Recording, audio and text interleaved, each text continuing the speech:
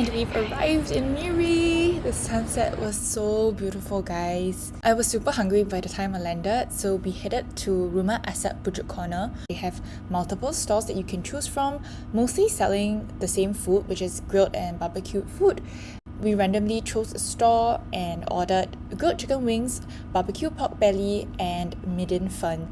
Midin fern is one of my ultimate favourites, and you can find it cooked in sambal, fried with garlic, or even as midin salad. And midin is something that is uniquely Sarawak, so you won't be able to find it elsewhere, or at least it's very rare to find it elsewhere. So if you guys do come over to Sarawak, remember to find yourself some midin and order it. The texture is super crunchy and it tastes amazing with barbecued food. Afterwards, I checked into a hotel and it was quite a nightmare, so I won't share which hotel it is. Hopefully the situation improves in the future. Hi guys, I've arrived at my hotel. It is fairly big and in a really convenient location. I was actually googling this morning before I flew off on whether the hotel had a gym, and I found some reviews on the rooms and they talked about cockroaches, which is really scary. They even had photos, so there were a lot of recent reviews with complaints about cockroaches in the rooms, and you know me, I am terrified of cockroaches, so I didn't really feel excited to check in. But it's non-cancelable and non-refundable, and I didn't want to book another $100 hotel and, you know, just forfeit this $50, so I'm just gonna stay in here, shower, get some rest, sleep, hopefully no creepy crawlies, and then check out first thing in the morning. Y'all know that when this filter is on, I am gonna rant about something. Earlier on, I mentioned creepy crawlies potentially in my room, and yes, I saw at least 4 cockroaches already. 3 were in the shower with me as I was showering. Amazing, right? So tomorrow I'm not even gonna shower. I'm gonna wake up, brush my teeth, rush out of the room, check out, and I'm gonna go to my dad's hotel to shower because this is not it, man. This is not it. I surprisingly had a decent sleep, and when I woke up in the morning, I opened up the curtain and the view from the hotel was amazing.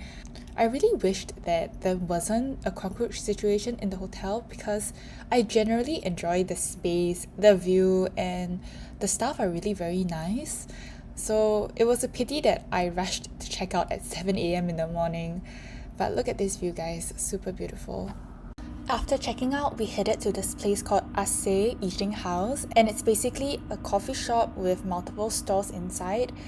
We came here especially for the Feng Gan Dan, which is a noodle soup dish with Chinese rice wine. It actually originated from a Teochew dish, but this is something that I feel you can only find in Sarawak, and actually a lot of Sarawakians don't even know about this dish as well. This particular version of Feng Gan Dan that I had omelette, meatballs, and then the thick bihun noodles. In the same coffee shop, we also got ourselves some dim sum and this thing called Guang Bing, which in Sarawak they actually call gong tia, which is a Fuzhou style bagel. It's kind of like a deep fried mantou with some fillings inside. Cost-wise, dim sum was 10 ringgit for 2 types of dim sum. Guang Bing was 5 ringgit for 3 pieces of Guang Bing, and each bowl of Feng Gan Dan was 11 ringgit. All in all, I really enjoyed the meal, especially the Feng Gan Dan. It's such a hearty and warm way to start your morning. It's also great hangover food for those who drink. The dim sum can be missed, but the Guang Bing is quite nice. But I do feel like it's better as a bar snack than a breakfast food, just because it's quite greasy.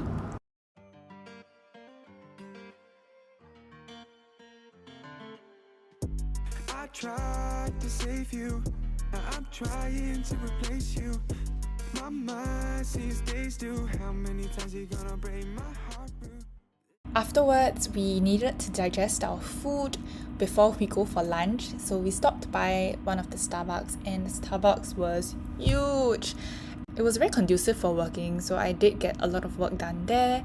I think they had some promo, so we had 50% off our drinks, and one grande iced Americano and one grande oat milk latte came up to 13 RM only, super affordable. And then afterwards, we went to this place called Lolita Laksa. It is Sarawakian laksa, and no, Sarawakian laksa is not the same as Penang laksa.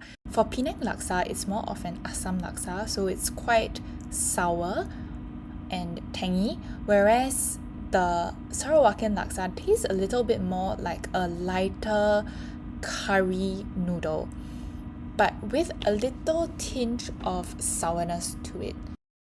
So ingredients in the Sarawak laksa includes shrimp, eggs, and chicken, as well as vermicelli noodles.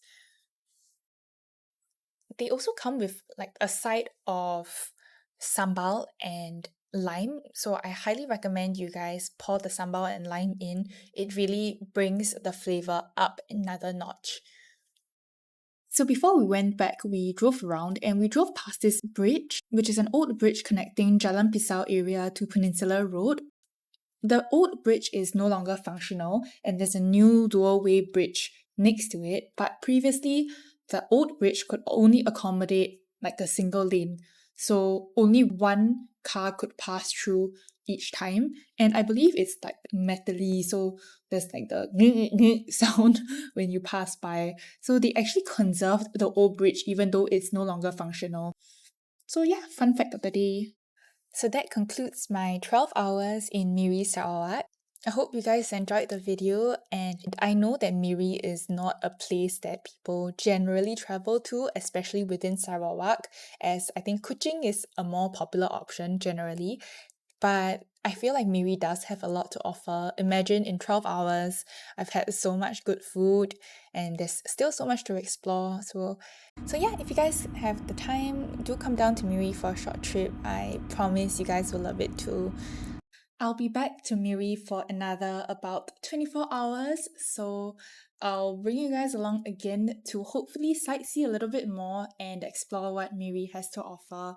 But for now, I'm going back to Brunei after Miri, and honestly, Brunei is not a place that tourists like to go to, so I'll just show you guys what it is like as kind of a local, even though the places I'll bring you guys to are the places that I used to go 20 years ago, and they may or may not be really nice. It's just really nostalgic for me.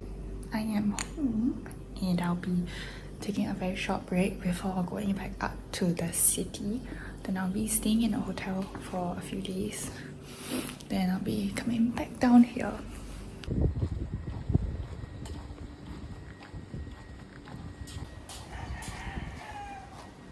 Going to the mango tree behind my house. Let's see if there are any mangoes. See, mangoes. Oh, there's some on the floor as well. Should I go pick it up? I don't know if you can eat this, but let me just bring it back first. See how it goes. Are there any more mangoes? Okay. I seriously don't know how to feel about this mango. Can we eat it? Does it look edible to y'all? Okay, I'll ask my dad. I think he's more of an expert than I am. Okay, update. It is spoiled and inedible, so I'll bring it back to fertilize the mango tree. 1, 2, whew! It goes.